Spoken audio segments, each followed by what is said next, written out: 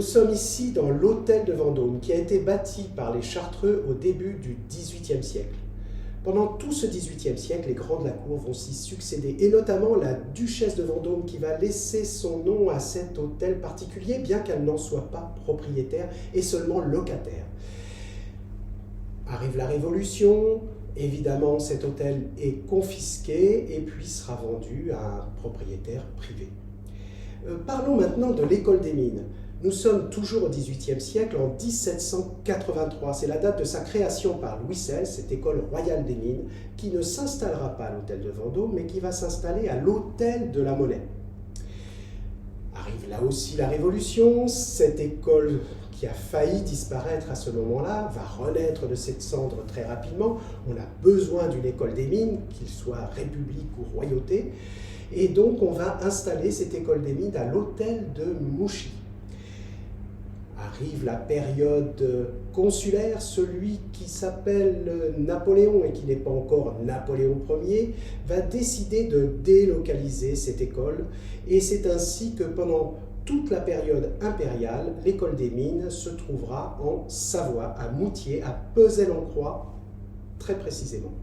En 1815, c'est la chute de l'Empire. Cette école est rapatriée sur Paris et va s'installer dans l'hôtel de Vendôme, qui est alors en location. L'État deviendra propriétaire des lieux en 1838. Et c'est à ce moment-là que l'école peut s'installer. Et c'est ainsi que ce que vous observez aujourd'hui correspond à l'installation qui a lieu dans les années 1850-1860.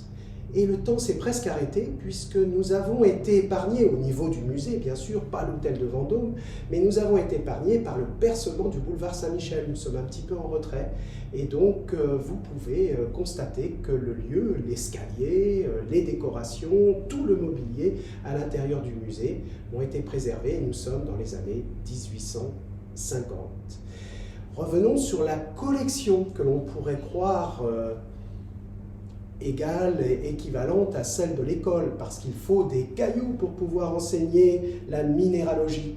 Oui, c'est vrai, mais les cailloux qui ont servi initialement à l'enseignement étaient ceux du premier directeur, Georges Balthazar Sage, et ils resteront à l'hôtel de la Monnaie jusqu'à sa mort.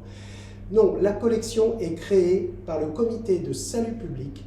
Nous sommes en 1794, et on donne pour mission au premier conservateur de ces collections, l'abbé René Juste à lui, de faire l'inventaire des ressources minérales de la République d'une façon plus large du globe.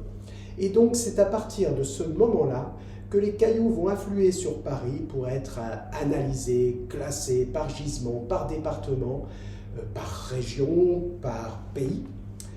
Et la collection viendra en 1815 s'installer en même temps que l'école des mines. Ainsi, les trois entités à partir de cette date sont réunies, hôtel de Vendôme qui abrite l'école des mines, dans lesquelles il y a ces collections qui deviendront un petit peu plus tard musée de minéralogie.